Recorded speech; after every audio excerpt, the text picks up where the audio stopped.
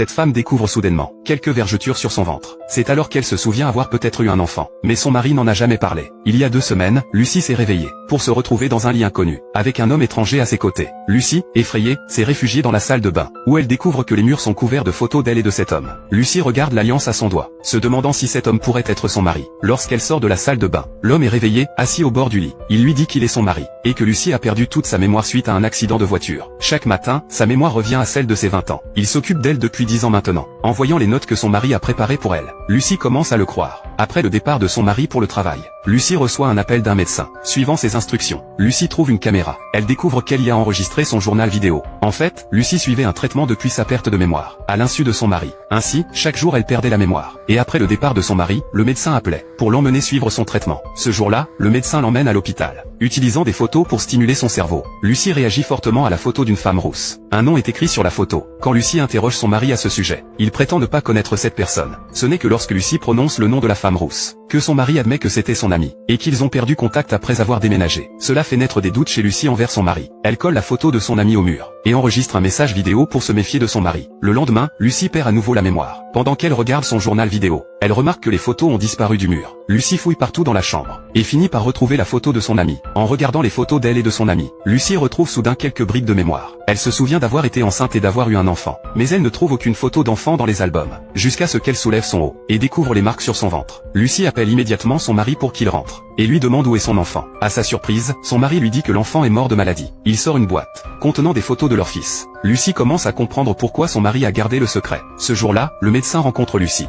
et lui révèle qu'elle est divorcée de son mari depuis 4 ans, et que son ami la cherche depuis tout ce temps. Le médecin lui donne les coordonnées de son ami. Lucie confronte son mari, qui explique que la perte de leur fils a causé leur divorce, mais qu'il est revenu car il ne pouvait pas l'oublier. Lucie choisit de croire son mari. Peu après, Lucie réussit à contacter son ami. Elle se donne rendez-vous dans un parc. De son ami, elle apprend qu'elle a trahi son mari, et que c'est pour cela qu'il a demandé le divorce. Son ami lui remet une lettre de son mari, où il exprime ses sentiments pour Lucie, et lui pardonne ses erreurs. Lucie en est très émue. Quand son mari rentre, Lucie lui prend la main et lui avoue qu'elle suit un traitement avec le médecin. Mais son mari réagit en la giflant, puis quitte la maison. Lucie s'est précipitée pour appeler son ami, lui demandant de contacter son mari pour clarifier la situation. Quand Lucie a reçu l'appel de son ami, elle a eu des frissons dans le dos. Son ami lui a dit que son mari ne l'avait pas vu depuis 4 ans. L'ami a rapidement demandé à Lucie de décrire l'apparence de son mari. Il s'est avéré que l'homme qui se faisait passer pour son mari était quelqu'un d'autre.